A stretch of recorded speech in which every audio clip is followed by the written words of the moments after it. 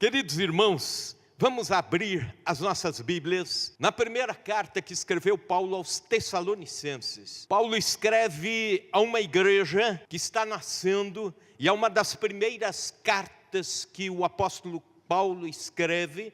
Talvez seja a primeira carta escrita e talvez também seja o segundo dos escritos do Novo Testamento. É que nós temos a Bíblia não em ordem cronológica, mas por blocos. Mas se pensássemos no ano em que foi escrito, Tessalonicenses entra na frente. 1 Tessalonicenses capítulo 5, vamos ler alguns conselhos para a vida da igreja e que de alguma forma muito presente é conselho de Deus para a nossa igreja aqui em Chapadão do Sul. Capítulo 5, versículos 12 indo até o 22, e deixe a Bíblia aberta, não a feche. Diz assim o texto: agora vos rogamos, irmãos, que acateis com apreço os que trabalham entre vós, e os que vos presidem no Senhor e vos admoestam, e que os tenhais com amor em máxima consideração por causa do trabalho que realizam. Vivei em paz uns com os outros. Exortamo-vos também, irmãos, a que admoesteis os insubmissos, consoleis os desanimados, ampareis os fracos e sejais longânimos para com todos. Evitai que alguém retribua a outrem mal por mal. Pelo contrário, segui sempre o bem entre vós e para com todos. Regozijai-vos sempre, orai sem cessar. Em tudo dai graças, porque esta é a vontade de Deus em Cristo Jesus para convosco. Não apagueis o Espírito, não desprezeis as profecias, julgai todas as coisas, retende o que é bom, abstende-vos de toda forma do mal. Queridos, quero falar hoje sobre como a igreja pode cultivar relacionamentos saudáveis num mundo cada vez mais frio para os relacionamentos. Um mundo cada vez mais apático para os relacionamentos. Pois bem, já tenho falado por vezes aqui, e eu sei que os jovens universitários já estão lendo sobre isso. Um sociólogo chamado Zygmunt Bauman, polonês, que morreu alguns anos atrás, chegou a denominar esse tempo em que estamos vivendo de modernidade líquida. Isto é, nada se solidifica, tudo vai tão rápido que quando você começa a pensar num conceito aqui, aquilo já está ultrapassado. E também, não só nisso, mas nas amizades, nos relacionamentos familiares, no coleguismo de trabalho, até mesmo entre irmãos da igreja. Quando nós vamos começando a criar raízes nos relacionamentos, de repente a relação já passou, já foi embora, e assim por diante. Falando inclusive de namoro, casamento, relação patrão-empregado, tudo flui muito rapidamente a ponto de não se solidificar. E algum tempo nós, pastores, temos estado preocupados como a igreja pode responder a esse tempo. Como a igreja do Senhor pode dar respostas práticas a isso que estamos vivendo. Pois bem, enquanto nós pensamos, ao mesmo tempo nos quedamos diante da Bíblia, nos debruçamos diante da palavra de Deus e ela já vai trazendo respostas. E esse talvez seja um dos textos mais ricos de resposta para como a igreja pode ter relacionamentos saudáveis neste tempo em que nós vivemos. E aqui o apóstolo Paulo começa dizendo à igreja de Tessalonicenses que ela pode ter relacionamentos saudáveis em algumas vias. Por exemplo, liderança com liderança, igreja com a liderança, também relacionamentos saudáveis crentes com crentes, relacionamentos saudáveis nós cristãos com Deus, começando na primeira via, relacionamentos dos crentes com a liderança da igreja, versículos 12 e 13, veja comigo, agora vos rogamos, irmãos, que acateis com apreço os que trabalham entre vós, e os que vos presidem no Senhor, e vos admoestam, e que os tenhais com amor, em máxima consideração, por causa do trabalho que realizam. Vivei em paz uns com os outros. Esses 2 primeiros versículos dizem respeito à liderança, dizem respeito aos cristãos com a liderança, diz respeito à liderança com liderança dentro da igreja local. Pois bem, o texto começa dizendo que nós devemos acatar com honra aqueles que nos lideram. Não é uma questão de prestígio pessoal. Quando você honra alguém pelo trabalho do Senhor ou pelo trabalho que realiza, isso não pode ser confundido com bajulação. Aliás, os piores são aqueles que bajulam pessoas, bajulam conhecidos, bajulam dentro da igreja ou fora da igreja, talvez até sejam pessoas perigosas. A honra não é por causa do carisma pessoal. A honra que o texto está dizendo, e já dá a resposta no versículo 13, é por causa do trabalho que realizam. Por que isso? Porque um líder cristão, seja pastor, presbítero, missionário ou líder de ministério, tem uma tarefa dificílima de administrar as mãos de homens e mulheres, humanos, pecadores, como somos, valores eternos. Então, trazer valores eternos e administrá-los às nossas mãos, as mãos de seres humanos, nisso tudo há um trabalho pesaroso. Para tanto que um líder que não sofre de joelhos, com lágrimas, com suor, pelo seu ministério, pelo trabalho que Deus colocou às suas mãos, ou pela equipe que está trabalhando, ou um pastor que não sofre as dores da sua igreja, provavelmente ele está perdendo o seu foco de vocação para a qual um dia Deus o chamou. É por isso que o autor aos Hebreus, capítulo 13, versículo 17 diz: obedecei a vossos guias e sede submissos para com eles, pois velam por vossas almas, como quem vai prestar contas, para que façam isso com alegria e não gemendo, porque isso não se aproveita a vós outros. Portanto, o relacionamento nesses primeiros versículos, aliás, há um trocadilho de palavras aqui interessante, 2 expressões. Primeiro, no versículo 12, ele fala de aqueles líderes que estão entre vós. E depois, no momento seguinte, já emendando a frase, aqueles que presidem sobre vós.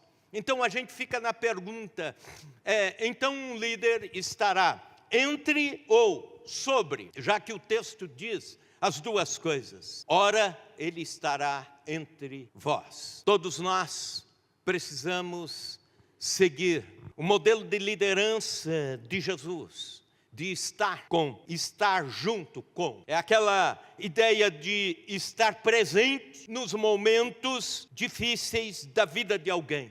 Não é o líder que se coloca na sua torre de marfim e por ali passa a sua vida apenas como um fiscal das coisas que estão acontecendo. É o entre vós. É por isso que Paulo está dizendo com apreços que trabalham entre vós.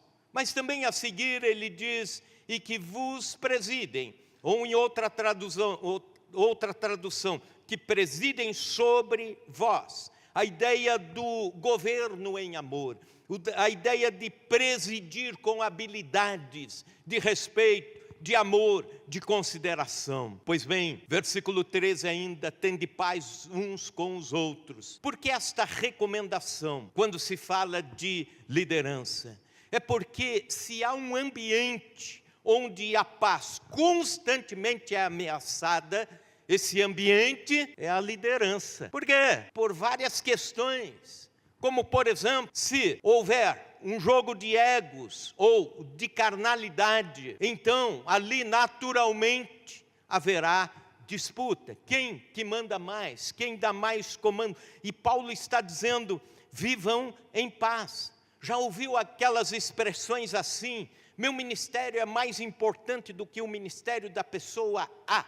Essas observações tiram a paz de entre o meio. Ou então meu trabalho merece mais reconhecimento do que o trabalho do irmão B. Isso ameaça a paz. Ou então eu sou mais capacitado do que o irmão C. Isso também tira a paz. Ou aquelas situações assim, eu só trabalho nessa direção se for com a irmã tal, mas com a outra não. Esses jogos tiram a paz de entre a liderança da igreja. Essa é a primeira via. Nós precisamos, a nível de liderança de igreja, ter relacionamentos saudáveis. Mas também, a segunda via, relacionamentos dos crentes entre si. Versículos 14 e 15, acompanhe comigo.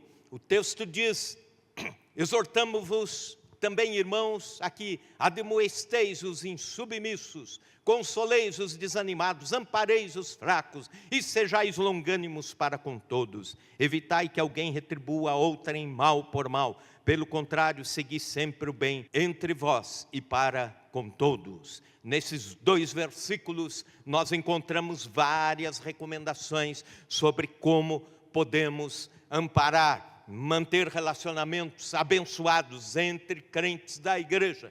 Alguns problemas que Paulo via lá entre os crentes de Tessalônica são muito presentes ao longo da história da igreja e chegam até os nossos dias. E vocês vão ver isso enquanto estivermos discorrendo sobre isso. Um comentarista bíblico chamado William Hendrickson, que foi muito importante na formação do grande brasileiro que todos nós conhecemos, pastor Hernandes Dias Lopes. William Hendrickson foi um dos mestres do pastor Hernandes, e ele diz o seguinte, que mutualidade entre o povo de Deus, uns aos outros, não deve ser pensado na vida da igreja apenas como os líderes liderando, os pastores pastoreando sozinho. Não, todos nós crentes somos responsáveis uns pelos outros, responsáveis para discipular, para cuidar, para exortar, para aconselhar, responsabilidades uns com os outros e uns para com os outros e uns aos outros. Os mais maduros ensinando os mais novos. Não é uma tarefa somente de quem tem alguma formação teológica. Pelo contrário, é uma tarefa de todos nós crentes. E aliás, quando Deus pergunta, como perguntou para Caim, depois que ele matou Abel, Deus não acusa Caim, mas pergunta a Caim: onde está o teu irmão? Qual foi a resposta dele? Essa é a resposta que muitos crentes dão: porventura sou eu o guardador do meu irmão? E a resposta de Deus é sim, somos uma família. E somos todos responsáveis por guardar os nossos irmãos. Somos todos responsáveis como família. Então, não tem resposta de Caim aqui. Pelo contrário, é você dizer a Deus: sim, Senhor, me envia lá. Sim, Senhor, eu vou fazer um telefonema. Sim, Deus, vou mandar uma mensagem. Sim, Senhor, eu vou me importar, eu vou orar, eu vou fazer uma visita por semana àquelas pessoas que estão precisando. Eu quero ser um instrumento de Deus para levar o Senhor até alguém que está precisando. Irmãos, sendo presentes em necessidades de irmãos. Paulo faz uma lista de atitudes de uma igreja que é saudável nos relacionamentos. E ele começa pelos insubmissos. Versículo 14. Também, irmãos, aqui admoesteis os insubmissos. A palavra no grego, o insubmisso é ataktos. Essa palavra vem do meio militar. Era o soldado que queria se sobressair na legião com seus atributos físicos de velocidade. Por exemplo, o general de uma legião romana fazia o cálculo certinho, e eles eram bons nisso, para calcular a saída de Roma com milhares e milhares de homens marchando com equipamento, com peso nas costas, com armamento pesado, qual o ritmo da marcha para chegar até o local onde iriam invadir. E tinham aqueles que queriam, de alguma forma, ir correndo adiante, chegar primeiro. E esses, provavelmente, despenderiam muita energia ao longo do caminho e não chegariam com energia suficiente para a batalha. Então, havia um ritmo calculado e o ataque tos era aquele que disparava dizendo: eu sou o melhor, eu vou na frente, eu vou chegar lá. É o desalinhado. Submissão é a palavra todos juntos na mesma missão, ou todos debaixo da missão e na mesma marcha, debaixo da missão e no mesmo ritmo. Essa palavra, ao longo do tempo, foi deturpada e soa mal aos nossos ouvidos. Dá a impressão que alguém está humilhando alguém. Dá a impressão que alguém está pisando em alguém, quando se fala em submissão. E é uma palavra muito linda, muito nobre, se for traduzida com coerência. Submissão é estar junto, debaixo da mesma missão. É o estar na mesma velocidade da igreja, do corpo de Cristo. Na igreja tem gente insubmissa? Tem. Se não for assim, não é igreja. Porque tudo que é igreja, você vai encontrar gente fora da marcha, fora do ritmo. Então, toda igreja tem aquele irmão que diz: eu não devo satisfação a ninguém. O meu assunto é direto com Deus, né? É o que está dizendo: olha, eu sou disparado na espiritualidade, não preciso estar com vocês não, e assim por diante. Existe até o insubmisso exegeta bíblico, né? Aquele que usa só os termos bíblicos que lhe agradam para a sua condição. Por exemplo, ele sabe de cor. Talvez o único texto que ele sabe de cor, Deuteronômio 28:13. Deus não me pôs por cauda, mas por cabeça. Só sabe isso. O que fazer com os insubmissos? Né? Amarra todos num mesmo saco e joga no rio Sucuriú? Não. A Bíblia diz ademoesta. O que é ademoestar? É repreender, avisar, alertar, advertir. É dizer: olha, vamos juntos, vamos na mesma marcha, vamos caminhar junto com a igreja. E tem gente que está num ritmo mais atrasado. Admoestar é também pegar aquele que está mais lento e dizer: vamos orar juntos, vamos para o movimento de oração, vamos participar do ministério da igreja para você trabalhar e vendo as necessidades do povo de Deus, você vai caminhar com a gente, você se esperta, vamos lá.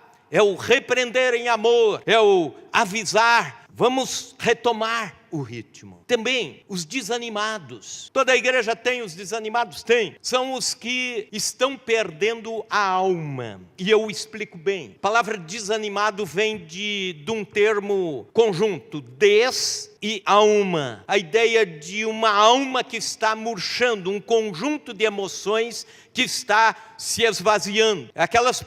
São aquelas pessoas que olham a vida com pessimismo, olham a igreja como um peso, olham a caminhada cristã como uma penúria. A vida virou um ambiente vazio, mais ou menos como aquele ladrão que vai assaltar uma irmã da igreja depois de um culto, que está indo para casa, e o ladrão, todo animado, chega com a arma e diz: a bolsa ou a vida? E a mulher diz: pode levar as duas, ambas estão vazias. Desistiram dos sonhos, desistiram dos ideais, desistiram das pessoas, desistiram da fé. Os desanimados. Então, o que fazer com os desanimados? O texto está dizendo: consolar. Então, nós devemos fazer o que com os desanimados? Consolar. Consoleis os desanimados. Também uma junção de duas palavras. E se traduzir seria: o que é consolar? É estar próximo para falar. Ou então falar com. A ideia de aconselhar, aproximar-se, olhar nos olhos e dizer: vamos lá, eu te ajudo, eu oro por você. Qual é o seu problema? Vamos enfrentar juntos, orar, ser presente, expressões de consolo. Há quanto tempo você não consola alguém? E volto a dizer, é muito mais fácil você ir despachando por pastor, dizer: pastor, fulano assim, atende lá. O outro aqui é urgente, viu? O outro, Deus coloca você para consolar pessoas também. Entendeu isso? Você, mesmo sendo um crente novo, você pode consolar alguém. Você pode ser um instrumento de Deus na vida do próximo. Uma terceira categoria, os fracos. Versículo 15. Exortamo-vos também, irmãos, que admoesteis os insubmissos, consoleis os desanimados, ampareis os fracos. Ampareis os fracos. Quem eram os fracos? Eram aqueles que estavam sendo tentados a voltar à velha vida. Aqueles que por causa da pressão do Império Romano, aqueles que por causa da perseguição contra o cristianismo estavam pensando em deixar a fé, estavam em cima do muro entre voltar atrás à velha vida e continuar à frente e sofrer pelo Evangelho. Nós não temos esse nível de perseguição hoje, mas temos pessoas que enfraquecem por causa das ideologias que vão lentamente minando as nossas mentes, através da mídia, através do sistema educacional, através da própria vida, da própria caminhada. Ideologias como o relativismo ou o hedonismo, que é a ideia de que você pode fazer tudo aquilo que te dá prazer e você vive para o seu prazer e faz aquilo que te faz bem apenas. O que mais? Tantos outros ismos que vão aparecendo e vão enfraquecendo e vão tirando as forças de um cristão verdadeiro que ama a Jesus e quer viver para Jesus até as últimas consequências. Eram os que vacilavam frente às perseguições. Pois bem, ainda hoje existem crentes que tropeçam mediante as tentações, que não conseguem andar ou caminhar e caem, são os fracos, mas um dia eles podem ficar bons e fortes. Então por isso é que nós temos que amparar os fracos. Crianças, quando estão aprendendo a andar, caem. E quando caem, o pai e a mãe não abandonam. Diz, então já não serve mais para ser meu filho. Vou adiante aqui. Vem outro filho. E esse começa a andar, também cai. Não serviu. Não. Um dia eles vão firmar os passos depois de cair tanto. E aí vão andar, correr, saltar, praticar esporte. E aí você vai dizer, oxa, que legal. Valeu a pena ter caído e levantado, chorado, choramingado, mas levantou. Dizem que crente novo é que nem neném, que a mãe termina de trocar de madrugada, está chorando porque fez cocô na fralda. Aí a mãe vai, né, com aquela cara de sono, coloca a criança assim, aí limpa tudo, limpa, aí tira aquela fralda, vai, leva no cestinho, pega uma fralda limpa e coloca debaixo da criança. Hora que vai fechar a fralda, ela faz tudo de novo. E aí a criança olha para a mãe e dá risada assim. A mãe tem vontade de esganar num primeiro momento, mas depois a mãe dá risada junto e diz, trabalho dobrado, mas vamos lá. Para vocês que querem ter criança, vai aprendendo aí, viu? É desse jeito, é daí para pior. E com crente é a mesma coisa. E a gente olha, dá risada e diz, você vai amadurecer, você vai ficar bom na fé, você tem dons, Deus vai te usar. E aí essa pessoa se anima, essa pessoa se fortalece. O que a Bíblia diz que devemos fazer com o crente fraco? Ele precisa de amparo. O texto diz, ampareis os fracos. E a palavra antecho no grego quer dizer apegar-se para ajudar. Em outras palavras, é colocar no ombro, colocar o ombro debaixo do braço do outro e caminhar junto. É dizer, pode ficar tranquilo, você não vai cair mais, eu estou junto, eu estou levando, eu estou indo com você. Isso é amparar, é dizer, fica tranquilo, não caia, não ceda, não desista, nós estamos juntos com você. Nós não podemos desistir dos fracos. Sabe por quê? Uma razão muito óbvia: Deus não desistiu de você. E agora você se julga maduro na fé e já é o juiz do seu irmão? Não, você precisa amparar os fracos. Um repórter visitando o Vietnã, logo após a guerra, viu um menino com o irmão paralítico nos ombros, atrás, num cesto, e o irmão era quase o mesmo peso dele, do menino,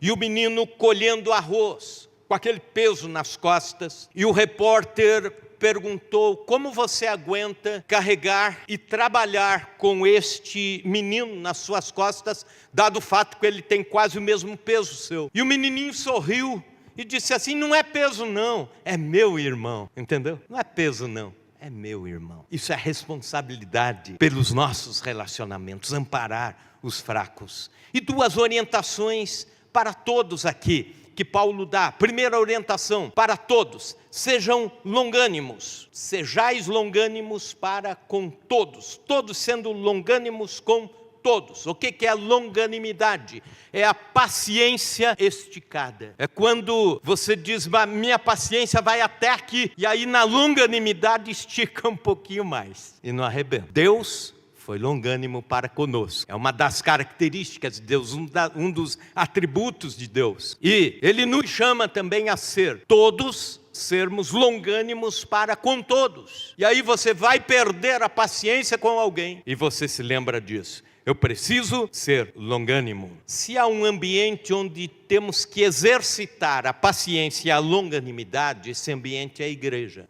No trabalho, você é pago para engolir sapo e ficar calado. E se falar, é demitido. Então, você ouve bronca e dá um sorriso, né? Porque é o trabalho. Na família, você briga e logo se acerta, porque há fatores de compensação, inclusive a cumplicidade e tudo mais. Aí vai descontar onde? Na igreja.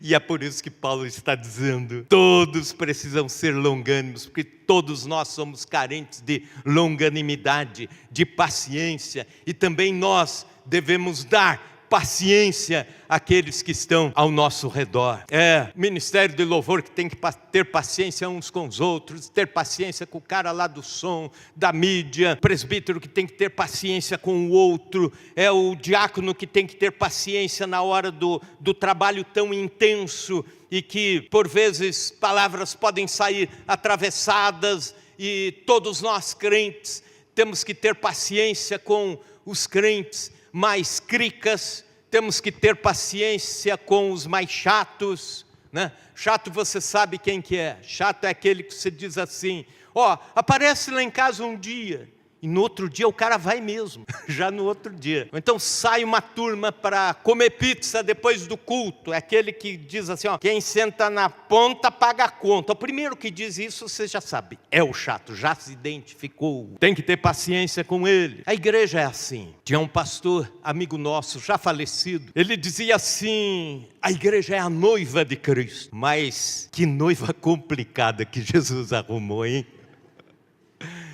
Há um poeta cristão que diz, viver no céu com os santos. Isso sim será uma glória. Mas viver na terra com os santos, aí sim é outra história. Segunda orientação para todos, que Paulo dá a todos. Pelo contrário, a última frase, versículo 15, evitai que alguém retribua a outrem mal por mal. Pelo contrário, segui sempre o bem entre vós e para com todos. Verso 15. Então a orientação qual é? Não permita que o ambiente da igreja seja um ambiente de hostilidade, de vingança, de retaliação. Pague o mal com a moeda do bem, é o que ele está dizendo. Dom Helder Câmara tem uma frase que ficou memorável quando ele diz, há cristãos que são como a cana, mesmo passando pela mais terrível moenda, esmagados de todo, só sabem dar doçura. Somos chamados para ser como a cana passando pela máquina e gerando doçura. Que a nossa oração seja, Senhor, trata-me amanhã como eu estou tratando meu próximo hoje. E a terceira e última via é de relacionamentos nossos com Deus. Falamos sobre relacionamentos a nível de liderança, falamos sobre relacionamento cristão com cristão. Agora, por último, intencionalmente com Deus. Por quê? Porque se nós não estamos bem entre nós, alguma coisa estará também obstruída na nossa relação com Deus. Paulo coloca aqui 7 imperativos para a relação saudável entre nós cristãos e Deus. O primeiro deles, tenha alegria incircunstancial, versículo 16, regozijai-vos sempre. A palavra regozijar quer dizer alegria extravasada, alegria expressa, alegria da risada, alegria do sorriso. A igreja precisa ter essa alegria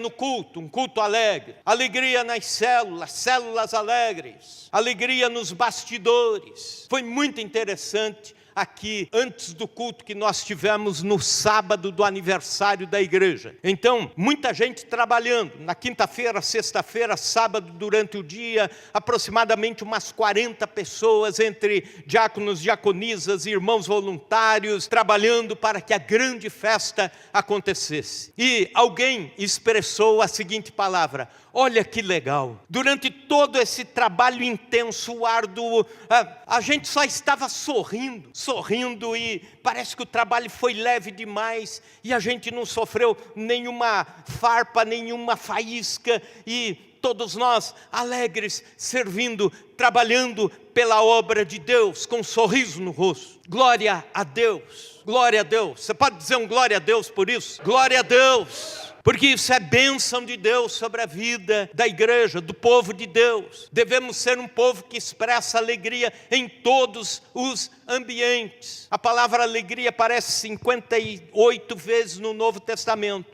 E o verbo alegrar, nas suas variações, 73 vezes no Novo Testamento. Portanto, nós entendemos que o cristianismo, acima de tudo, é um viver de alegria, um viver com alegria extravasada. Precisamos cultivar isso. O bom humor, cultos bem-humorados, para que o mundo veja em nós. O mundo está carente disso. As pessoas lá fora estão cada vez mais amedrontadas, impacientes, sisudas, briguentas, intolerantes, rosto fechado. Quando chegam aqui nesse ambiente, tem que ver o sorriso dos crentes, o sorriso do povo de Deus. Aleluia. Segundo desses imperativos, mantenha a oração contínua. Versículo 17, orai sem cessar. O cristão não está confinado a locais de oração ou horários de oração. Você pode orar no trânsito, você pode orar na viagem, você pode orar no almoço, você pode orar parado no posto de gasolina, você pode orar em casa, você pode orar no seu local de trabalho. Está enfrentando lutas, ore. A luta passou, continue a orar, porque ela pode voltar. Então vai orando, né? Outras lutas vêm e você vai vencendo tudo isso na oração. Há uma frase atribuída ao grande evangelista Moody, quando ele dizia: quando trabalhamos, colhemos o fruto do nosso trabalho, mas quando oramos, colhemos o fruto do trabalho de Deus. Sejamos gente que ora, igreja que marcha de joelhos. Terceiro imperativo, seja grato em tudo. Versículo 18, em tudo dai graças, porque esta é a vontade de Deus em Cristo Jesus para conosco. Em tudo quer dizer não por tudo, mas em tudo, isto é, em todas as circunstâncias, não deixar que o coração se esvazie de gratidão. É o pastor Hernandes que diz o seguinte, que a gratidão é uma das evidências de um crente cheio do Espírito Santo. Ele vai ter coração grato. Martinho Lutero, reformador, dizia que um coração grato tem peso de ouro. Assim como a murmuração ou a reclamação é música aos ouvidos de Satanás, a gratidão é parte da adoração de um cristão a Deus. O filósofo escreveu dizendo: gratidão é a memória do coração. Seja grato, tenha expressões de gratidão, exagere na gratidão. Quarto, não apague a influência do Espírito Santo. Versículo 19, não apagueis o Espírito. O fogo ilumina, o fogo aquece, o fogo purifica, e por isso que o Espírito Santo tem como uma das figuras simbólicas o fogo do Espírito, quando apagado, quando sem combustível, faz com que a igreja ceda à frieza, à indiferença. Então mantenha a chama do Espírito Santo acesa na sua alma, mantenha o Espírito Santo aceso na sua alma, como Paulo diz, falando entre vós com salmos e hinos e louvores, adoração a Deus. Quando isso acontece, o cristão continua cheio do Espírito Santo. É como uma lamparina constantemente sendo reabastecida. Quinto, não despreze as profecias. Versículo 20, não desprezeis as profecias. O dom de profecia era o dom soberano, dos sobrenaturais, o maior deles, segundo Paulo escreve, o mais importante para a vida da igreja. Mas há uma tradução um pouco limitada para este dom nos dias de hoje. A ideia de que popularmente que popularmente se tem a respeito do dom de profecias é apenas o prever o futuro. É procurar alguém que preveja o meu futuro. E a tradução profetês, que é o profeta, ou do profetás, quer dizer tudo aquilo que vem em nome de Deus para nós. Então toda a vida da igreja, quando a igreja é uma igreja bíblica, toda a vida e a caminhada da igreja é profética. A diaconia é profética. Pastor pregando é profecia chegando, é Deus falando. Um aconselhamento feito debaixo da sabedoria do Senhor é profético. Uma visita onde você ampara alguém é profético. Então, a vida da igreja deve ser Deus usando a igreja para se comunicar com o seu povo, em palavras ou ações. E isso faz com que a igreja seja profética, o time todo, independente dos ministérios, seja missões, seja louvor, seja mídia, em tudo, quando estamos em sintonia com o Espírito Santo e não apagamos o Espírito Santo, toda a caminhada da igreja é profética. Então, não apaguemos, não desprezemos quando Deus está falando. Sexto, tenha discernimento, versículo 21. Julgai todas as coisas, retende o que é bom. Por que nós precisamos julgar e analisar todas as coisas? E a palavra de Deus nos dá esta abertura para fazê-lo. É o aceitar ou rejeitar por uma questão clara. Nem tudo que reluz é ouro, nem todos os ensinamentos que estão na mídia em nome da palavra de Deus realmente são da palavra de Deus, são autênticos ou coerentes. Nem todas as pessoas que estão pregando ou falando o evangelho são realmente porta-vozes de Deus para este mundo. Então precisamos ter discernimento. Sétimo e último, fuja do mal.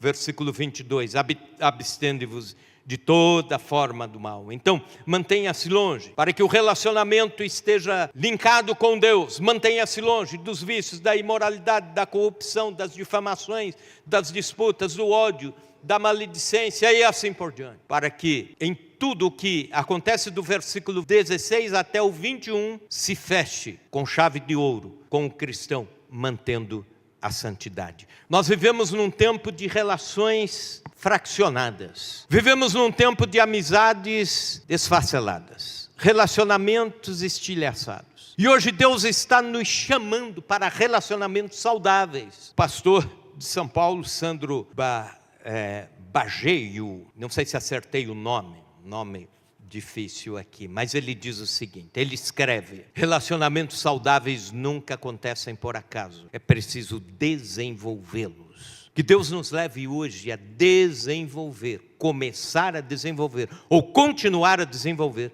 relacionamentos saudáveis. Irmãos com a liderança ou entre a liderança, irmãos com irmãos e todos nós com Deus. Relacionamentos saudáveis. Que Deus nos ajude a isso. Sejamos uma igreja que expresse isso e glorifique ao nosso Deus através das nossas relações.